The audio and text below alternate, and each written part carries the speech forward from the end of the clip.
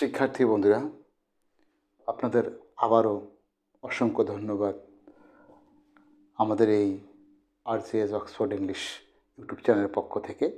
আশা করি আপনারা সবাই ভালো আছেন। আমরা আবারও আসলাম এই ট্যাগ কোশ্চেনের টিপস নিয়ে, টিপস নাম্বার 3। আমরা ইতিমধ্যে বিগত ক্লাসগুলোতে আমরা ট্যাগ কোশ্চেন নিয়ে আলোচনা করেছিলাম। আজকে আবারও ট্যাগ কোশ্চেন নিয়েই আমরা আলোচনা করব। তো আজকে আবারও বিশেষ কিছু নিয়ম আমরা এখানে আলোচনা করব, যেগুলো আমরা অতি সহজ হয়তো বুঝতে পারি না। তো সেই চেষ্টাই করব যাতে সহজে বুঝতে পারি। তো যাক, আমরা শুরু করি। তো প্রথমে শুরু করব একটি এক্সাম্পল নিয়ে, যেমন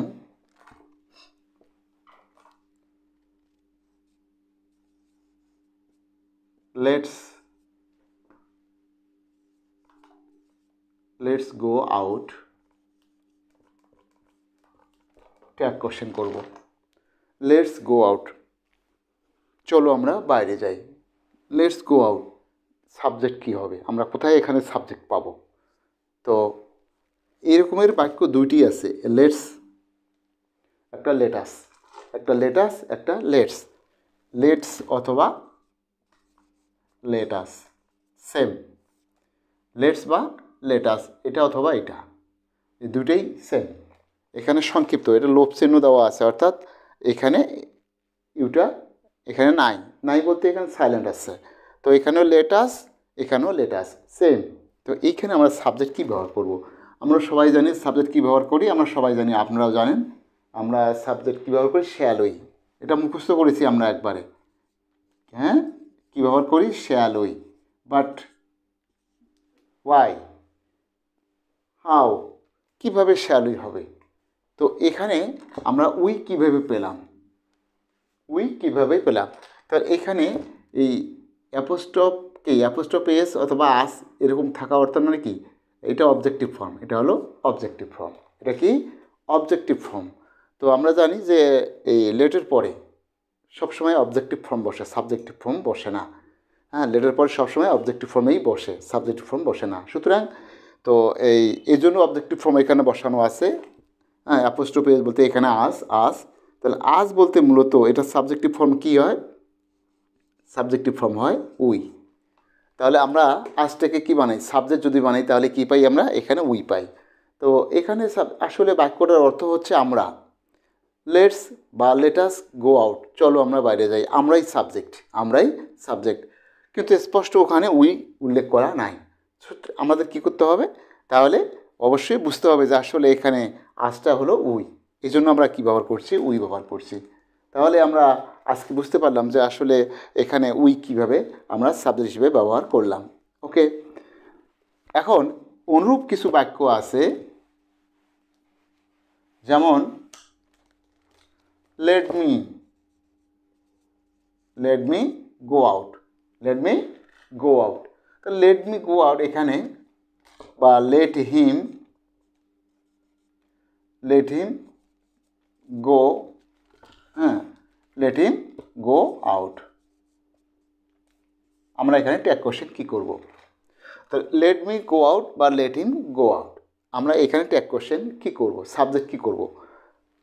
হয়তো আমরা সবাই ভাবতেছি, শিক্ষার্থী বন্ধুরা এবং সম্মানিত ভিউয়ার্স, আমরা হয়তো আগের মতোই ভাববো যে লেটের পরে যখন আমরা কী দিলাম, আজ দিলাম বা অ্যাপোস্ট্রফি এস দিলাম, বা ধরলাম ওখানে আজ আছে, আজটাকে আমরা সাবজেক্টিভ করে কী নিলাম, উই নিলাম। হ্যাঁ, তো এখানেও অনুরূপভাবে আমরা হয়তো কী করব, মিটাকে আই বানাবো, হিমটাকে হি বানাবো, কিন্তু এখানে সেটি হবে না, এই নিয়মটা সেখানে প্রযোজ্য নয়।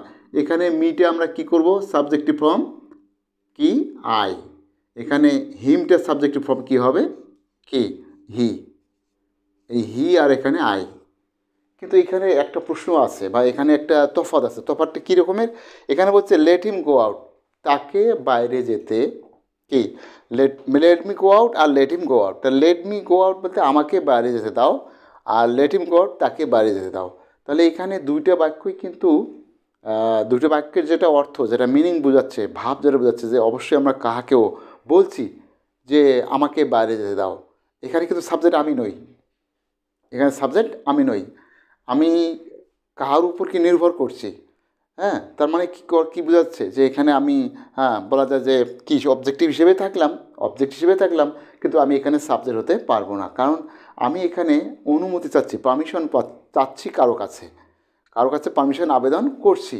হ্যাঁ, আমাকে বাইরে যেতে দাও, তার মানে উনি অনুমতি না দিলে আমি বাইরে যেতে পারবো না। তাহলে সেদিক থেকে অবশ্যই কেউ বা কাহারা, তাহলে এখানে যাকে বলছি তিনি কিন্তু কি ইউ, তিনি হচ্ছেন ইউ। যেমন আমি, হ্যাঁ, আমি যদি তোমাকে কিছু বলি তাহলে আই টক টু ইউ, অনুরূপ। হ্যাঁ, আই হেল্প ইউ, তাহলে ইউটা এখানে সাবজেক্ট, তাহলে আমি যখন তোমাকে সাথে কথা বলবো, আমি যখন আপনাদের সাথে কথা বলবো, তখন কি এখানে ইউকে বোঝাচ্ছে, তাহলে ইউ অর্থাৎ আপনি আমাকে সাপোর্ট করবেন কি না, যেতে দিবেন কি না, এটা চাওয়া হচ্ছে। তাহলে এখানে সাবজেক্ট হচ্ছে আপনি, এজন্য আমি কি দেবো এখানে সাবজেক্ট ইউ দেবো। তাহলে লেট মি গো আউট, তাহলে আমাকে যেতে দাও, তাহলে কী হবে উইল ইউ, এখানেও সেম কেস, উইল কী হবে ইউ। তাহলে এখানে ইউ আমরা কীভাবে পাইলাম, যেটি বললাম যে আমরা এখানে বলছি প্রশ্ন, মানে আমরা কি সাপোর্ট চাচ্ছি, এখানে আমরা পারমিশন চাচ্ছি যে আমাকে কোথাও যেতে দেওয়া হোক, বা আমি কোথাও যেতে পারবো কি না, সেরকম একটা কী চাচ্ছি, পারমিশন, অনুমতি চাচ্ছি। হ্যাঁ, তো আপনি যদি সেটা অ্যালাউ করেন তাহলে সেটা সম্ভব। তো সেদিক থেকে কী হচ্ছে যে আপনি এখানে সাবজেক্ট হচ্ছেন আপনি, তো এই জন্য আমরা কী ব্যবহার করলাম, ইউ ব্যবহার করলাম। হ্যাঁ, তাহলে late me go out, late him go out, let them go out, same case, আমরা এখানকার এই অবজেক্টকে কী করতে পারবো না, সাবজেক্ট করতে পারবো না।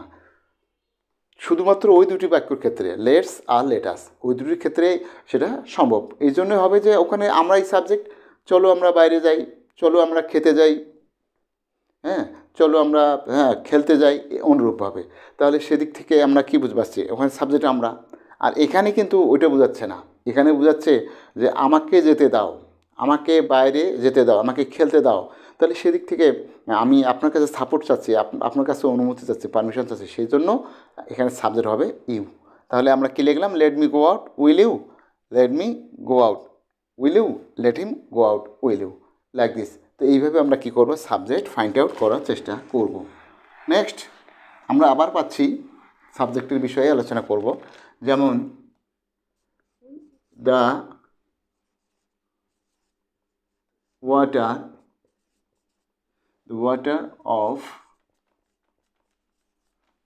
অফ